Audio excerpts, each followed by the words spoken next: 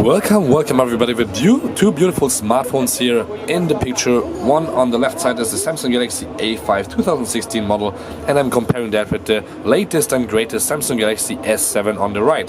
So the S7 obviously has round about double the price of the A5. We don't know the price yet, but usually the S7 or the S6 and the S5 and every other flagship comes around $700 to $800. So you have double the price, but kind of a similar design. In the background you can also see the edge. I'm not comparing that today since it's just bigger, but has the same specs, so just consider this also be compared with the A5. So let's continue here with my short little video. There we will show you a little bit of benchmarking, a little bit of gaming, but first let's start off with design.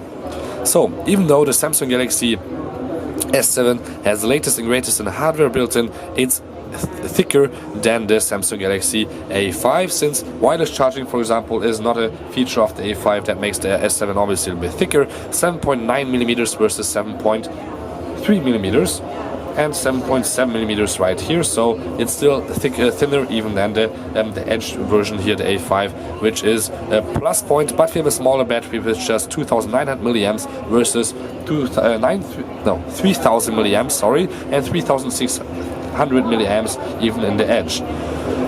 So the battery is bigger here, the screen is smaller, the resolution is higher though, so we have a resolution of 2560 x 1440. Here we have only 1080 x 1920. So this is full HD, this is QHD, and here we have 5.2 inches, here we have 5.1. So if I lift them both up, you will right away see, if I get them a little bit closer, that the Samsung Galaxy S7 or S7 Edge, or actually just S7, is smaller than the A5 obviously, but not by much, and the design is kind of similar except for that the Samsung Galaxy S7 has more rounded edges, which is maybe not prettier for everyone, but it definitely looks nice.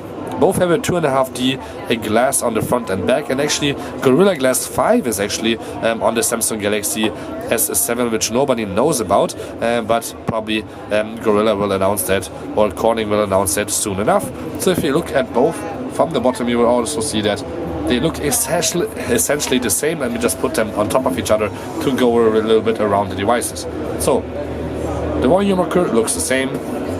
Top, obviously we have micro SD and SIM card slot in the S7 series on the top, but otherwise the secondary microphone is also right there. And on the A5 we have the micro SD nano SIM and the micro SD card slot on the side. Again, the on and off switches on the same spot, and also here there's a little design element that the S7 doesn't have, which is also nice for most people. And again, we are back to the bottom, which looks exactly the same except for that the microphone holes are in a little bit different position. Now from the back there is a little bit of a difference when it comes to the camera, since the A5 has a better camera. Actually not really, it just has more megapixels, so 13 megapixel camera here, 12 megapixel camera here, single LED flash, but here we have a little bit more sensors, like for example for heart rate and any other thing that you want to do. Here on the Samsung Galaxy S7 this will be also a lot better when it comes to camera in low light and in focus, since we have dual pixel technology built in, which is amazing, and you have to definitely check it out in a second how good it looks like. Obviously you don't have low light experience here, but yeah, more about that in the future. Then what we also have here on this one is optical image stabilization, which both actually have, but this one only records up to full HD, and here we have up to 4K resolution, since obviously the processing power is a lot higher in there with 820 Snapdragon processor in some countries, and in Europe it will be a Qualcomm or an Exynos by Samsung. Both have the fingerprint reader built in. I cannot compare that right now, since actually here the fingerprint reader is turned off, but you can believe me that both are quite quick, as we're able to see. And when we look at them both again from the front, you can see they're beautiful, and we have also on both a 5 megapixel camera, but you can see that the wide angle is maybe here a little bit better since the camera is bigger, but actually it's not bigger for the better wide angle, but actually for the better aperture, since we have aperture 1.7 here versus aperture 1.9 on the A5. The same goes for the back cameras. For the back on the A5 we have 1.9, and here again 1.7 in the aperture. So what else should we show you? Obviously, when we are already talking about better specs on the S7, I can definitely show you here with numbers that there is a better spec. Hold on, install it right now. Since we have 130,000 points here in a benchmark, and compared to that only 40,000 in the same benchmark on the A5, which means 3 times the speed, a little bit more than 3 times the speed on the S7 for gaming and anything else that you want to do. That's of course quite impressive. Let's go out again, but what's gaming if there is no game? So let's on both start the same game called Relic Run. And let's see if the 4 gigs of RAM load faster than 2 gigs of RAM. And obviously here we only have 6 cores with the 615 Snapdragon. And here we have right now the Exynos version, which already loaded up. And we could start running now.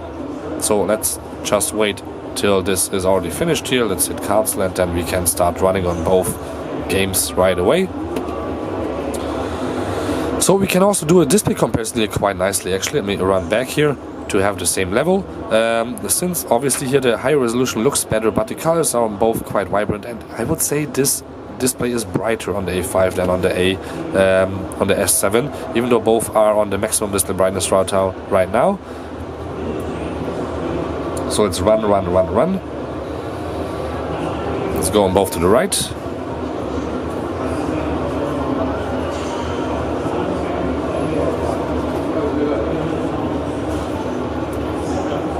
So I died on both the same way, but I didn't want to show you too much of this game anyhow. This is not the most graphic accelerated game, so let's just move out again and let's show you guys the cameras. So let's put something in a picture like the Samsung Galaxy S7 Edge, and let's see which does the better focus. You were able to see right now the focus was right away there. I can show it to you guys again. Let's focus somewhere else, and then let's focus again here.